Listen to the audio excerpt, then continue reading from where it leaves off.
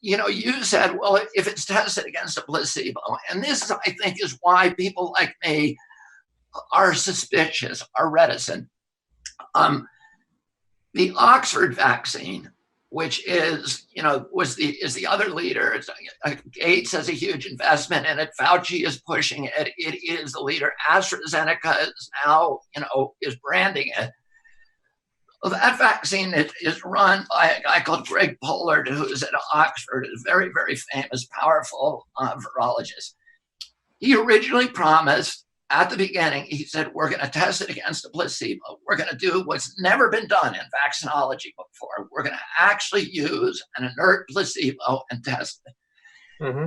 And then in the middle of his phase 2, he said, no, we're going to test it against the meningitis vaccine. The meningitis vaccine is a vaccine with a really high injury profile. It has listed just on its manufacturing insert are 50 deadly serious injuries, including Kawasaki disease, Guillain-Barré, paralysis, seizure, heart attacks, and death, and hepatitis, and all kinds of autoimmune disease. It's arguably the most dangerous vaccine. So instead of giving his placebo group an inert placebo, he's giving them the most dangerous vaccine he can. Why? It's a ploy that vaccinologists use.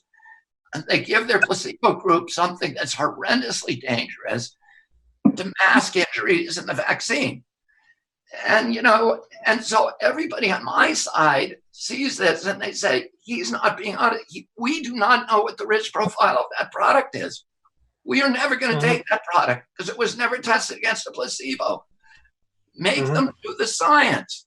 Don't say to, get angry at people who are skeptical and say, oh, you're skeptical. We're watching the sausage get made, and it's an ugly process. And by the way, he gave that vaccine to a bunch of monkeys, macaques. And then he challenged the macaques by exposing them to the wild coronavirus. Yeah. And all of the macaques got sick.